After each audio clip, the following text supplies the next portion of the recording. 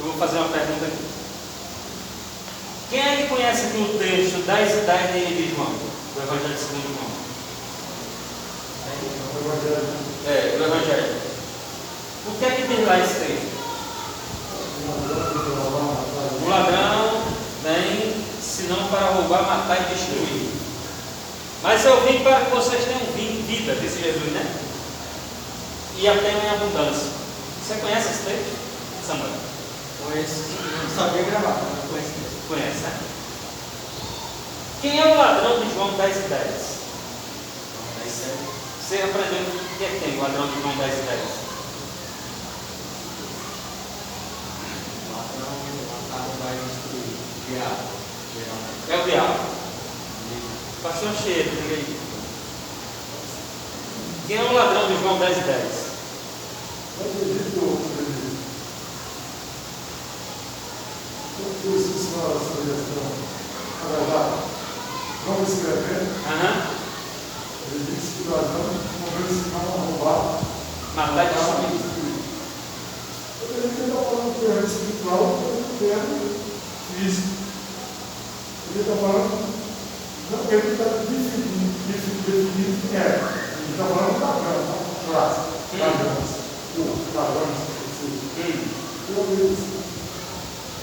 Então o senhor acredita que é quem é o ladrão? Eu sou do espiritual, uma palavra do ladrão, Satanás. Se for do reino espiritual, é Satanás. Então ali é uma linguagem, a Bíblia está usando que tipo de linguagem ali? É uma linguagem literal, alegórica ou simbólica? Eu acredito que ela está falando de forma simbólica. Linguagem simbólica, né? Pode ser alegórico também.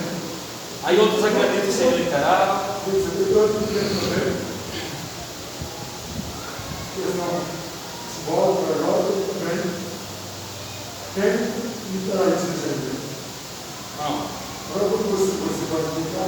Agora é o seguinte, isso aqui, eu perguntei, aí o senhor falou o que acha que era, né? Ele falou o que também achava. Agora vamos ver quem é o ladrão de João 10 e 10, o que é que a Bíblia diz, o que é que a Bíblia diz. A Bíblia. A Bíblia. Agora é a Bíblia. Não é o que eu penso, não é o que você pensa, não é o que ele pensa, não é o que nós pensamos. Vamos ver agora quem é o ladrão de João 10 e 10. Você já leu esse texto diversas vezes, você não tinha prestado atenção nisso. Mas hoje você vai aprender quem é o ladrão de João 10 e 10. Por favor, pastor, leia aí, por gentileza. Tem uma voz bem. Eu sou 10 e 10. Uma voz, não, desde o início. Capítulo 1, do versículo 1 até o 10. Até o 10. Aí como disse, né? Na verdade, vos digo que aquele que não entrar pela porta do curral das ovelhas, mas sobe por outra parte, é ladrão e salteador. Isso. Pode continuar. Aquele porém que entrar pela porta é o pastor das ovelhas. Opa, a Bíblia começou a dar uma pista aí do ladrão. Começou a dar uma pista. Continue, por favor. A esse povo virou árvore, as ovelhas ouvem a sua voz e chamam pelo nome as suas ovelhas e as trazem para fora. Quando vem para fora as suas ovelhas, vai adiante delas e as ovelhas seguem, porque conhecem a sua voz. Mas de modo nenhum seguirão estranho. Opa, peraí. Já estamos nos aproximando aí da resposta, né? Aí Jesus começa a falar agora do estranho. Leia esse versículo mais uma vez, por favor. Mas de modo nenhum seguirão estranho. De modo nenhum seguirão. A sua versão diz o que aqui? A versão de Samuel.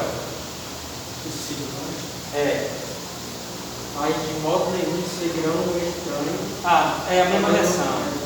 Está a mesma linguagem, né? Eu pensei em pegar uma linguagem diferente aqui só para ver, porque algumas chamam de mercenário. Tem no celular. Tem no celular? Veja se você consegue outra tradução aí, só para a gente ir. Mercenário, versículo 12. É o quê? Mercenário, versículo 12. É no versículo 12. 12 tem mercenário. Ah, então eles chamam de mercenário, né? Leia, continue aí, por favor. Entendeu? Isso. Então lá não seguiremos, foi? Foi. Sim. Antes fugirão dele, porque não conhece a voz dos estranhos. Sim. Dos estranhos. Isso. Tá? Isso. Jesus disse-lhe esta palavra, mas eles não entenderam que era que lhe dizia. Tornou, pois, Jesus dizendo: verdade, verdade, eu digo, eu sou a porta das ovelhas. Certo. Todos quando vieram a mim são ladrões e salteadores, mas as ovelhas não ouviram. Eu sou a porta. Se alguém entrar em mim salvar-se-á, entrará e sairá e achará pastagem. Aí ele diz: agora, o ladrão não vem senão a roubar, Sim. a matar e a destruir. Eu vim para que tenhas vida e a tenha com abundância. Agora continue, que ele vai entregar o texto, vai dizer quem é o ladrão. Continue, por favor. Então, 12. Jesus está falando com o ladrão aí, né? Agora continue. Eu sou bom pastor na sua vida pelas ovelhas. Opa, peraí, Jesus começou a falar que era bom pastor. Então ele está querendo provar alguma coisa aí, né? Eu sou bom pastor. E o pastor dá a vida pelas ovelhas. Não é à toa que Jesus começa a entrar por aí. Agora ele vai dizer o quê? Faz um mercenário. Olha aí. Olha o contexto. Ele diz: eu sou bom pastor, que dá a vida pelas minhas ovelhas. Agora o mercenário, continue, por favor. Mercenário. E o que não é pastor, Eita, entregou o jogo. e quem não são as ovelhas, ele o lobo. E deixa o ovelho foge, e os lobos arrebatam e ele expressa no jogo. Entregou ou não entregou o jogo aí? Quando você fala uma coisa, quando Jesus se expressa nessa palavra dele, mercenário, ele começa a falar de forma literalmente. Isso mesmo. Literalmente, e aponta para a questão secular. O mercenário, o estranho, uma coisa assim. O que é um mercenário para o senhor? Esse caso é um falso profeta. Quem faz as coisas por dinheiro. Dinheiro, que só pensa em lucro, em vantagem, em ganho, em cobiça. Não é verdade? Ele era muito solto, né? Isso. Ele ia fazer o trabalho principalmente do interesse, não de fazer esse trabalho espontâneo ou trabalho filantrópico, assim, trabalho Aí eu só vou para perguntar- recurso, dinheiro, ouro para dele. Agora eu vou perguntar a vocês: quem é o ladrão de João 10:10? É o falso pastor? O mercenário. É o falso pastor, não é Satanás. Então, no caso aí, o que eu falei, eu joguei a festa com ela. Mas a gente interpreta assim. A gente interpreta assim. Porque nós fomos ensinados a interpretar assim. A gente aprendeu assim. Mas todavia, nunca foi isso que a Bíblia diz. Mas a questão é, eu vou embate um pouco. A questão é que nós atribuímos tudo a ele. Isso. Né? Atribuímos tudo É. a ele. Mas esquecendo esse detalhe, que nós não aprendemos talvez. Não aprendemos. Qual? Tentar separar as coisas. Para tentar atribuir as pessoas que são mercenários, cristãs. Aí eu pergunto a vocês: Ele não é alguém que não faz parte do coletivo, né? Vem também de fora. Esse é muito interessante. Mas não todo mundo. Aí eu pergunto a vocês: por que nunca disseram isso para a gente? Eu vejo. Que Jesus está falando aí do falso pastor? Por que nunca contaram isso para a gente? Por quê? Porque é dar um tiro no pé, né? É dar um tiro no próprio pé. Se você conta a verdade, as pessoas abrem a mente. Se você fala da verdade, as pessoas abrem a mente. O gafanhoto não. Malaquias 3:10 fala do devorador, né? É atribuído também que aquele devorador é o diabo, né? Mas quem é o devorador ali? É o gafanhoto. Está falando do homem, né? Exatamente. Esses versículos são tudo no sentido literal. O sentido literal do primeiro versículo é o mercenário. O sentido literal do segundo versículo é o gafanhoto. Mas se você for pegar o sentido simbólico da mensagem que você quer fazer, você pode substituir durante a mensagem, né? Que o diabo está como função dos dois. É o diabo que usa o mercenário e é o diabo que usa o gafanhoto. Mas literalmente não é o diabo que trabalha naquela função.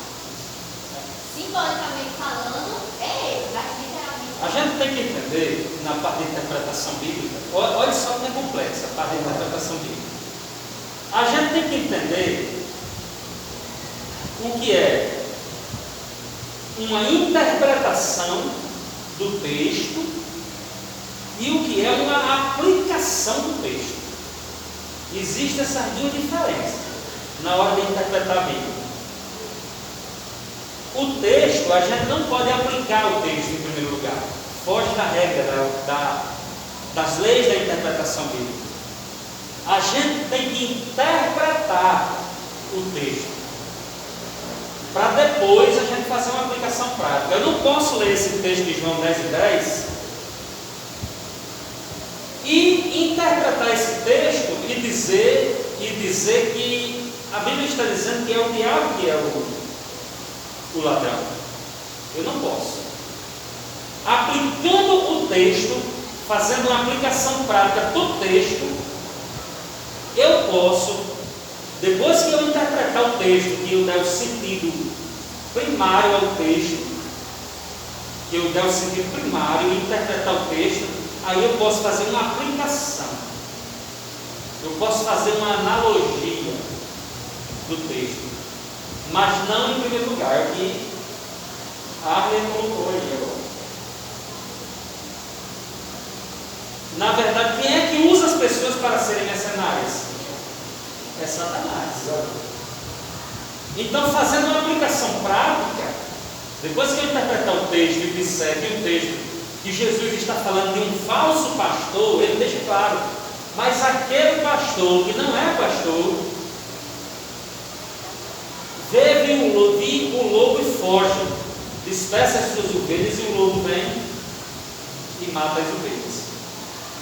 Mas ele deixa claro, mas eu vim para que vocês tenham vida e vida em abundância. Ele deixa claro que ele é aquele pastor que se entrega, que dá a vida pela sua ovelha.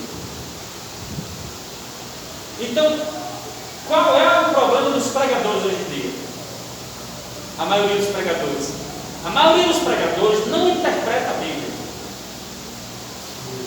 Eles sobem hoje no púlpito, abrem um texto e diz ali dentro daquele texto o que eles querem que seja. Eles interpretam, eles espiritualizam. Pronto, chegou a palavra. O que eu estou querendo dizer a vocês, quando eu falei aqui de aplicar o texto, é espiritualizar o texto. Tem gente que espiritualiza o texto. Ele faz além de que uma interpretação, ele espiritualiza. Espiritualizar é a mesma coisa de alegorizar. Vocês vão estudar isso. Fiquem calma, fiquem tranquilos que vocês vão estudar. Vocês vão estudar o que é uma linguagem alegórica dentro do texto, o que é uma linguagem simbólica, o que é uma linguagem literal. Vocês vão ver tudo isso na matéria de interpretação de texto. Vocês vão ver tudo isso. Mas o que é que acontece? Os pregadores, geralmente hoje, eles não estão mais interpretando a Bíblia. Eles só no púlpito abrem a Bíblia, lêem o texto e interpretam o texto do modo deles. Chama-se um pregador salada de frutas. Você já ouviu falar do pregador salada de frutas? Quem é o pregador salada de frutas? É aquele que pega a Bíblia e faz aquela misturada. Ele quer pregar sobre o milagre de Cristo tudo uma noite. Ele sobe no púlpito, ele quer contar todas as histórias, todos os milagres que Jesus fez uma noite só. Então esse é o pregador salada de fruta, é aquele que interpreta a Bíblia do jeito dele. Pega a Bíblia aqui, abre aqui e acha que o correto é o que ele está dizendo. Eu vou dar mais ou menos esclarecer para a informação que esse tratado de irmão é muito bom. É como você não vai ser pregador salada de tudo. Talvez alguém não teve a oportunidade de aprender. Muitas vezes esse é um exercício da obra que quer, e ele não vou mandar trabalhar com uma posição para pregar, para fazer uma coisa para frente. Ele tem vontade. Mas não tem vontade de passar pelo ensino. E alguém tem trabalhado com essa parte sobre a questão de fazer uma certificação de alguém que fez medicina, estudou vários anos, e está apto a fazer, né? Para a pessoa que tem muito trabalhado. Então, tem muito disso aí. Entendeu? Você está numa sala de aula, tem um professor que passou por tudo isso, tudo muito mais que nós, foi para fundo, chama-se um detalhe, É aquela pessoa que na prática tem muito mais experiência do que muitas vezes a mulher é alguém para um médico. Vice-versa. Tem alguém que está na prática, mas o detalhe. Ele não estudou, isso mais importante, o detalhe do estudo do universitário, detalhe, ele não estudou, então pega tudo isso, né? Mas também, vem para essa aula e começa a ver isso aí é que você já tem um pouquinho de falta de detalhe. O senhor me fez lembrar de um assunto que eu comecei aqui, bem no início.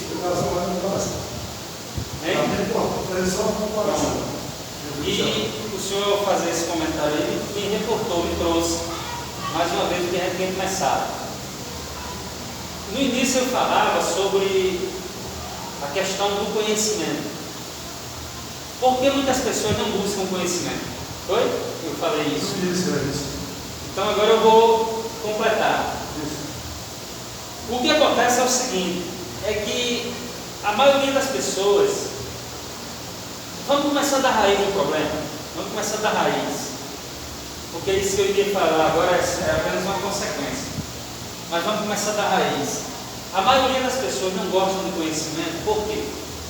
Porque o pecado original, a gente chama de pecado original dentro da teologia, o pecado de Adão, né? A gente chama de pecado original, pecado de Adão e Eva. Então, esse pecado original, ele ofuscou, ele apagou do homem, do ser humano, do indivíduo, essa vontade de conhecer. O pecado obscurece a mente do ser humano, o pecado afetou o homem de tal modo, de tal maneira, que ele não deixa o ser humano se aproximar da verdade.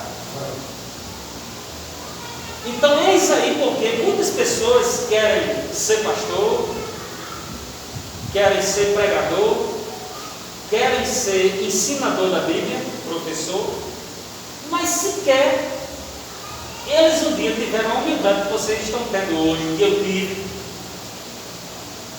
de me sentar numa cadeira para ouvir alguém nos ensinar. Geralmente as pessoas não, a maioria não querem. Por quê? Porque além desse desejo, dessa falta de desejo de buscar o conhecimento, esse desejo é obscurecido pela falta de humildade. Só busca conhecimento quem tem humildade.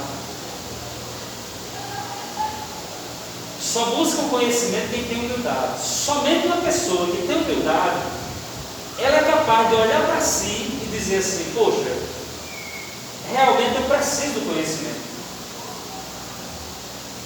Por exemplo, qual é o seu cargo hoje na igreja? É obreiro, diácono, auxiliar? Você é um auxiliar. Olha aí, você sabe que você tem essa responsabilidade de buscar o conhecimento. E você está se qualificando. Isso aconteceu também comigo. Quando eu me converti para Jesus, eu senti um desejo de buscar, de conhecer. Porque o conhecimento é a arma que nós temos contra o erro, contra a falta de verdade, contra a mentira, contra a doutrina falsa, contra o ensino falso. O conhecimento é a nossa arma. E esse conhecimento, nós precisamos dele, porque aí, agora vamos voltar para onde eu comecei quando eu cheguei aqui com vocês. Para onde eu comecei. Eu falei para vocês que interpretar a Bíblia é algo complexo. Não é isso, lembra? Por causa do tempo que a Bíblia foi escrita, por causa da quantidade de pessoas que escreveram a Bíblia. Essas pessoas foram influenciadas pela história, pelo tempo, pela cultura que elas estavam inseridas, não é verdade? Pelas línguas. A Bíblia não foi escrita numa só língua. Então, ela não foi escrita de uma só vez. Aí tudo isso requer interpretação. Quando o apóstolo Paulo diz assim: eu não permito que as mulheres ensinem na igreja. Eu não permito que as mulheres ensinem. A mulher tem que ficar calada na igreja. Para você entender isso aí, você tem que entender o contexto. Sob qual contexto o apóstolo Paulo falou isso?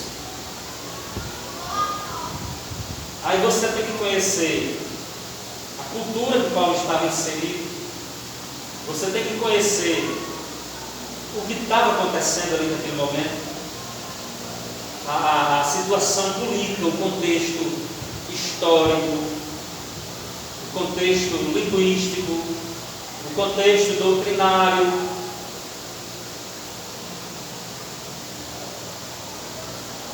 O contexto cultural que o apóstolo estava inserido. Aí você tem que entender o livro que Paulo estava. Aí a gente já vai para dentro da geografia, da história bíblica. Vamos entender aonde Paulo escreveu, por que ele escreveu aquilo ali, que objetivo ele tinha em mente de escrever aquilo ali. A gente não pode trazer para o dia de hoje. A gente tem que interpretar a Bíblia, isso é uma regra. A Bíblia é interpretada para a época que ela foi escrita. Nós não podemos pegar algo que Paulo falou lá em Corinto e querer trazer para cá e querer aplicar dentro da igreja como uma forma de alegorização e espiritualizar esse ensino. A gente tem que entender, procurar entender o que foi que Paulo quis dizer quando disse aquilo. Na cultura que ele estava, na época que ele estava, na língua que ele falou, no local onde ele disse, em que ele estava sendo influenciado ali. Então é por isso que eu digo que muitas pessoas pensam que conhecem a Bíblia, mas acham que a Bíblia é somente ler. Não, eu vou somente ler a Bíblia aqui e ela vai me dizer tudo que eu preciso saber. Não é assim. Existe uma história, a gente tem que conhecer a história bíblica. Aí esse ensino complexo, essa interpretação complexa que a Bíblia precisa ser interpretada, a gente vai precisar de um conhecimento para interpretar essa Bíblia. Por que a teologia é necessária para interpretar a Bíblia? Por causa do lado humano da Bíblia. O lado humano requer interpretação. Requer interpretação dos contextos, entenderam aí? Quando a gente fala de contexto, a gente tem dois tipos de contexto. A gente tem um contexto remoto e um contexto imediato. O contexto imediato é aquele contexto onde está inserido o pretexto, o texto e o pós-texto. Entendem aí? Esse é o contexto imediato. O contexto imediato é onde está inserido o pretexto, o texto e o pós-texto. Esse é o contexto imediato. É aquele contexto que vem antes ou que vem depois do texto. Já o contexto remoto é aquele tipo de contexto onde, para você explicar ele, você não depende somente do texto bíblico que você está lendo. você depende de outras passagens bíblicas, de outras referências bíblicas, ou até mesmo de inferências, para você chegar a entender a verdade sobre aquele texto que você está lendo. Então, esse contexto remoto, ele pode ser um contexto extra-bíblico, que nós vamos chamar de contexto histórico. Ele pode ser um contexto geográfico, ele pode ser um contexto tipológico, ele pode ser um contexto cultural, ele pode ser um contexto linguístico, ele pode ser um contexto de tempo cronológico, e ele pode ser um contexto político também, geográfico, político, contexto social. Tudo pode abranger aquele contexto. Então a gente tem que buscar na história. Aí você diz assim: que história, pastor? Na história da Bíblia. Na história da Bíblia, os jornalistas da época, como Eusébio de Cesareia, que foi bispo, né, da igreja, como no caso Flávio José, que foi um dos jornalistas da época, dos escritores da época, que ele conhecia muito bem a história. E esse personagem não era cristão, não. O Flávio José não era cristão. Mas tem coisas em seus escritos que explicam muita coisa que está fora do texto bíblico. E a gente vai chamar isso de extra-bíblico, contextos extra-bíblicos. A própria língua original, o grego, o aramaico, o hebraico, eles explicam muitas coisas. Por exemplo, a história da desavença dos judeus com os samaritanos, você vai entender isso no contexto cultural, geográfico e religioso. Quando você estuda a religiosidade dos judeus, a cultura, a história, o que aconteceu ali na tomada, quando Babilônia invadiu Jerusalém, e naquele cativeiro levou cativo os judeus, aí você vai entender toda a história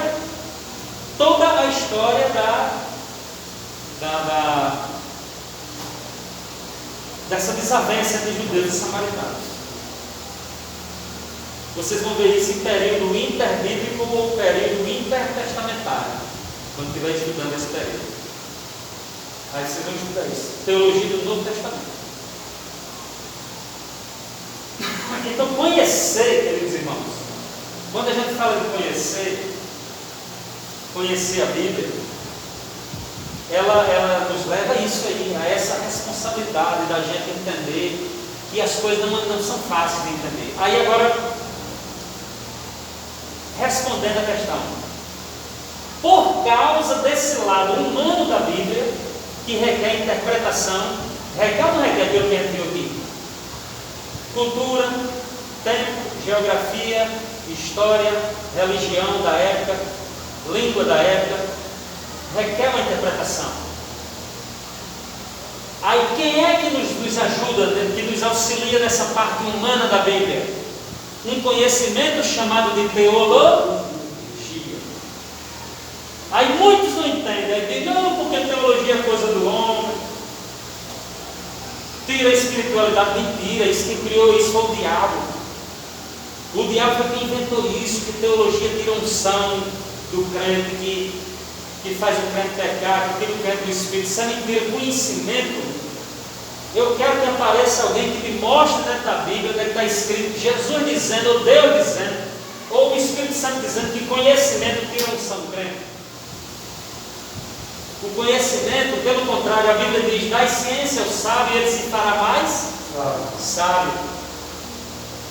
A Bíblia diz: prossigais, conheçais e prossigais em conhecer o Senhor. Jeremias escrevendo, ele diz: não se glorie o sábio na sua sabedoria, o forte na sua força, o rico nas suas riquezas, mas aquele que se gloriar, glorie-se nisto, em conhecer e saber que eu sou o Senhor. Então não existe um mandamento dizendo que conhecer a Bíblia, que estudar a Bíblia é pecado, não, irmãos. Não existe isso, não. Pode falar. Nós Você falou do princípio de as relações feministas, o povo está sendo escrito de volta do conhecimento. Aí eu vi aqui, Isaías 5, 13. Portanto, meu povo será levado cativo por falta de entendimento. Olha aí. Sua irmã terá fome, sua multidão secará de sede. Está vendo aí? Aí eu venho aqui vendo, naquilo que eu aprendi, o irmão me disse.